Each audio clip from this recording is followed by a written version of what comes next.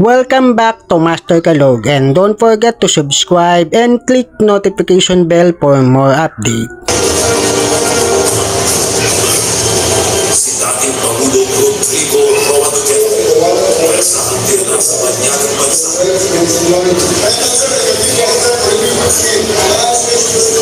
Iligal na ideologi. Iyorakan ang kanyang mga karapatan at ipinahiya sa buong siguruhan. Si Pastor Apollo C. Kibuloy, 16 na araw na kinugtog ng mga armadong pwersang walang magkanan sa batas ang mga compound ng Kingdom of Jesus Christ, Davao City upang siya'y payuhin.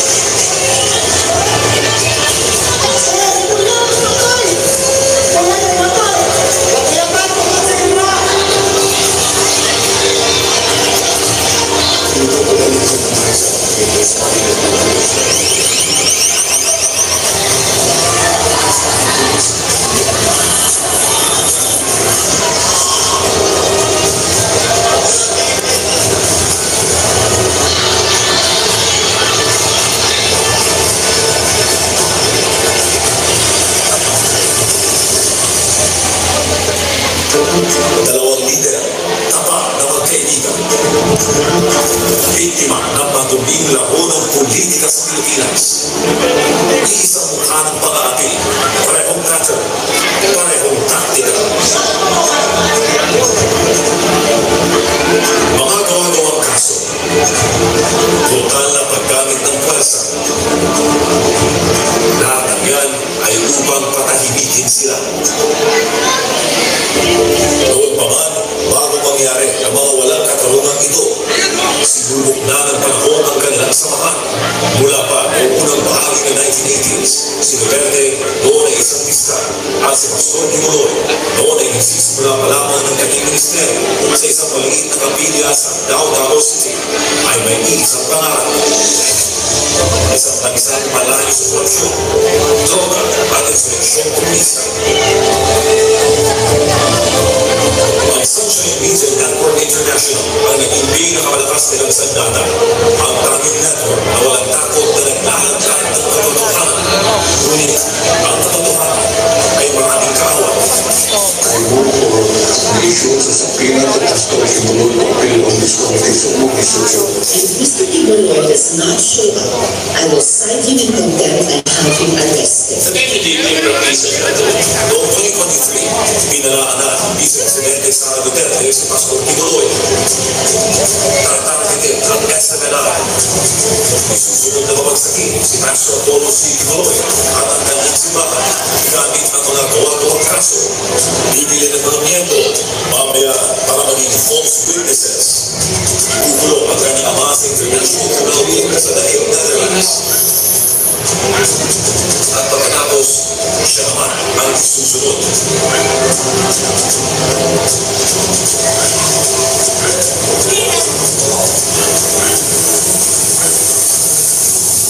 Bakit ganoon na lang ang obsesyon ng administrasyon ito upang mabagsakin si Pastor Kibuloy? Dahil sa kanyang ipinaglalaban. Si Pastor Kibuloy ay hindi lamang spiritual na leader ng KOJC na may 7 milyong nasasakupan sa buong mundo. Siya rin ang nagtatag ng Jose Maria College Foundation Incorporated na nagbibigay ng libre edukasyon sa maraming kabataan.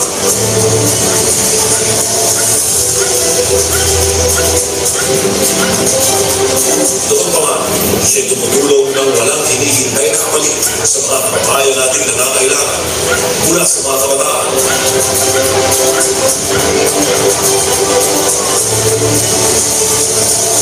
Sa mga biktima ay sakuna at kalamidad. Mga katutulong.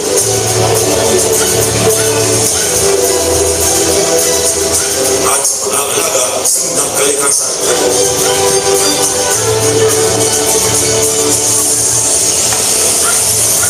Siya ang puwersa sa likod ng SMNI, ang tanging network na lumalaban sa korupsyon, droga, terorismo at hindi nababayaran ng kahit anumang subok. Siya ang pinakamalakas na kakampi at tapat na kaibigan ni Duterte kung kaya siya ang unang ginipin. Isa-isa piraso ng plano ng mga kaaway. Tinatanggal ang lahat ng malaki upang hagdanan ang pagbabalik ng isang Duterte. Pinubusalan ang maraming karapatan, ngunit hindi na bulag ang taong bayan. Naikunuman sila Tatay Digong at Pastor Kibuloy, ngunit hindi matatahimik ang katotohanan. Mas lalo nilang sinusubukan pawagsakin ang mga Duterte. Mas lalo silang lumalakas kasama ang sambayanan. Protektahan natin ang huling depensa, si Vice President Sara Duterte. Ang halalan nito ay hindi lang tungkol sa pagpili ng mga kandidato. Ito'y patungkol sa pagpili sa pagitan ng paglaban o pagsuko. Bumoto ng mga nito. Ako ang pinahangyo ninyo. Tutuhin niyo sila kay tao nilang karon. Kung nila ang akong hangyo na personal para sa akong Bumoto para sa mga may tapang na lugar at totoong malasakit sa bayan. Pastor Apollo C. Kibuloy sa Senado. Tapat na kaibigan. Boses ng mga inaapil. Yung eleksyon, simula natin ay ayusin ang Pilipinas. Pastor Apollo C. Kibuloy para sa Senado. Vote Street, PDP Laban. Vote Pastor Apollo C. Kibuloy, number 53 sa Manila. Alright, isang palakpak naman dyan. Ayan, so maliwanag pa sa sikat ng araw, no, mga kababayan. Kung nagawa nila sa mga sikat na personalidad dito sa ating bansa ngayon, ang panggigipit ng administrasyon ito sa mga taong ito, hindi malayo po gagawin din yan sa atin. Naniniwala po ba kayo? Ayan. So, bakit ba natin ibuboto si Pastor Apollo C. Kibuloy?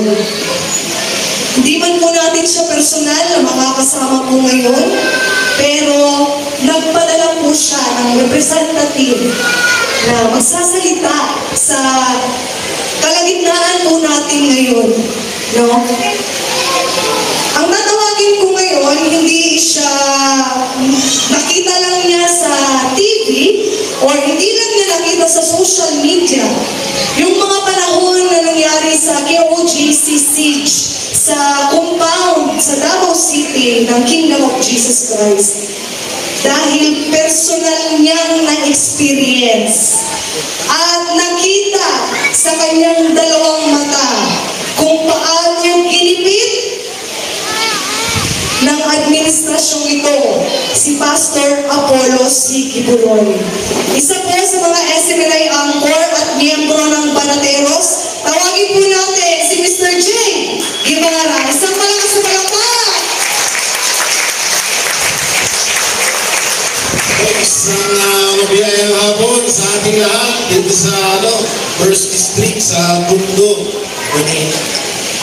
Sa mga hindi ka po pala nakakilala sa akin, ako si Jay Guevara, isa sa mga Banateros Brothers at author ng SMNI.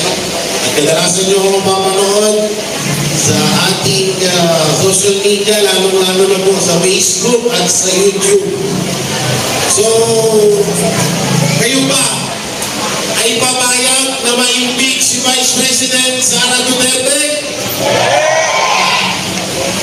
Pahayag ba kayong mawala ang malasakit at tapang ng mga Duterte sa bansa natin?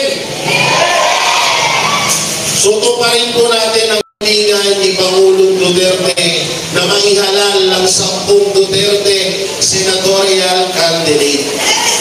Yan na lang talaga ang pag-asa natin para maibalik ang tunay na pagbabagong muli na naranasan natin noong panahon ni Pangulong Duterte. So kagaya ng sinabi ni Ma'am kanina, ako ay magkukwento at may kwento lamang ng aking karanasan noong panahon ng nung sinalakay ni Dore ang KOJC at isa po ako sa mga nandun.